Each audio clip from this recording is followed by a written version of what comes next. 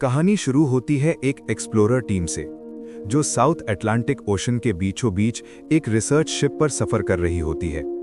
चारों तरफ सिर्फ अथाह समंदर, ऊंची ऊंची लहरें और आसमान में हमेशा छाए रहने वाले काले बादल। ऐसा लगता है जैसे ये इलाका खुद ही इंसानों को चेतावनी दे रहा हो कि यहां ज्यादा देर रुकना ठीक नहीं। इसी शिप पर मौजूद होता है डेविड, एक शांत स्वभाव का लेकिन बेहद महत्वाकांक्षी वेदर ऑफिसर। उसे हमेशा से खतरनाक और अनछुए इलाकों में काम करने का शौक रहा है। उसका काम था मौसम से जुड़ा हर डेटा रिकॉर्ड करना, हवा की रफ्तार, तापमान, समुद्री दबाव, तूफानों के पैटर्न, सब कुछ। सरकार ने उसे एक बेहद खास मिशन के लिए चुना था, एक ऐसा आइलैंड जो दुनिया के नक्शे पर मुश्किल से दिखाई देता है, जहां इंसानों की मौजूदगी लगभग न के बराबर रही थी। वहां का मौसम असामान्य था, अचानक तूफान, बिना चेतावनी के बारिश और रहस्यमय समुद्री हलचल। डेविड को वहां पूरे 1 साल अकेले रहना था। उसके लौटने की तारीख पहले से तय थी। खाने पीने का सामान, दवाइयां, हथियार, फ्यूल, सब कुछ पहले से भेज दिया गया था। कई दिनों की कठिन यात्रा के बाद एक सुबह शिप के सामने वो आइलैंड नजर आता है। आइलैंड को देखते ही सबकी रूह कांप जाती है। कोई हरियाली नहीं, कोई पक्षी नहीं, कोई जानवर नहीं, सिर्फ काले पत्थर, उग्र चट्टानें और समंदर की लगातार गूंजती हुई आवाज। बोट से उतरते ही डेविड को ऐसा महसूस होता है जैसे ये जगह उसे घूर रही हो। थोड़ी दूर पर एक पुराना लाइट हाउस खड़ा था, जर्जर, टूटा फूटा, लेकिन फिर भी अजीब तरह से मजबूत। उसके पास ही एक छोटा सा लकड़ी का घर। यहीं पहले रहता था रॉबर्ट, पिछला वेदर ऑफिसर। कहा गया था कि उसने अपना 1 साल पूरा कर लिया है और सरकार को पूरा डेटा भेज दिया है, लेकिन उसकी वापसी का कोई रिकॉर्ड नहीं था।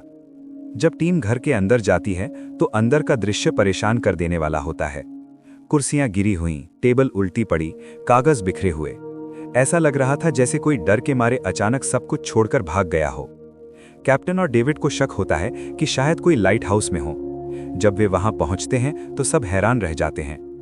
पूरा लाइट हाउस नुकीली लकड़ियों, कांटों और लोहे के टुकड़ों से घिरा हुआ था, जैसे किसी ने इसे एक किले में बदल दिया हो। काफी आवाज लगाने के बाद अंदर से एक आदमी बाहर आता है। नाम बताता है ग्रूनर। उसकी आंखों में अजीब सी नफरत और डर दोनों थे। वो बहुत कम बोलता था और हर सवाल का जवाब घुमा फिरा कर देता था।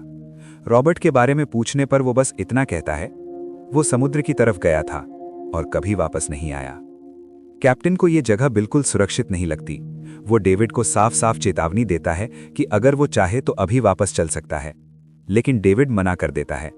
उसके मन में एक ही बात थी, अगर वो यहाँ का रहस्य सुलझा ले तो उसकी जिंदगी बदल जाएगी। शिप वापस चला जाता है और आइलैंड पर रह जाता है सिर्फ डेविड। पहली ही रात उसे रॉबर्ट की डायरी मिलती है।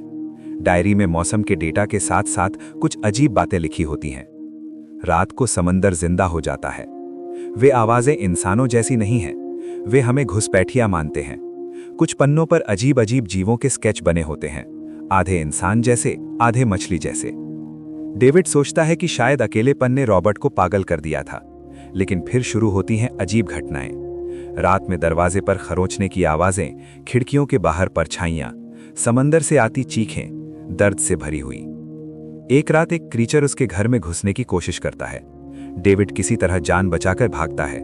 अब उसे यकीन हो जाता है, डायरी सच कह रही थी। अगली सुबह उसे समुद्र के किनारे अजीब पैरों के निशान मिलते हैं, निशान जो पानी में जाकर गायब हो जाते हैं। तभी उसे समझ आता है कि ग्रूनर ने लाइट हाउस को किले में क्यों बदला था। डर के मारे डेविड लाइट हाउस में शरण लेना चाहता है, लेकिन ग्रूनर उसे अंदर नहीं आने देता। डेविड मजबूरी में खुद को बचाने की तैयारी करता है। धीरे धीरे वो समझ जाता है कि ये क्रीचर्स सिर्फ रात में आते हैं और सूरज की रोशनी से डरते हैं। एक लड़ाई के दौरान उसकी मुलाकात एक फीमेल क्रीचर से होती है। वो बाकी से अलग होती है, हिंसक नहीं, डरी हुई, जख्मी। डेविड उसकी मदद करता है। यहीं से कहानी बदल जाती है। डेविड समझ जाता है कि ये जीव राक्षस नहीं है, ये भी एक सभ्यता है। ये अपने बच्चों, अपने घर और अपनी आजादी की रक्षा कर रहे हैं। फिर सबसे बड़ा सच सामने आता है, ग्रूनर ही असल में रॉबर्ट था।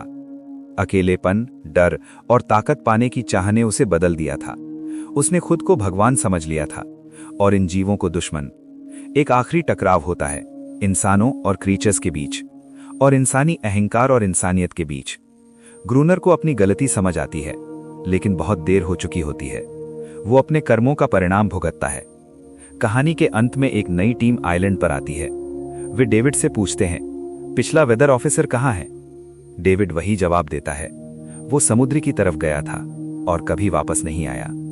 अब डेविड खुद इस आइलैंड का रक्षक बन चुका होता है और समंदर में वे क्रीचर्स अपने बच्चों के साथ शांति और आजादी से जी रहे होते हैं।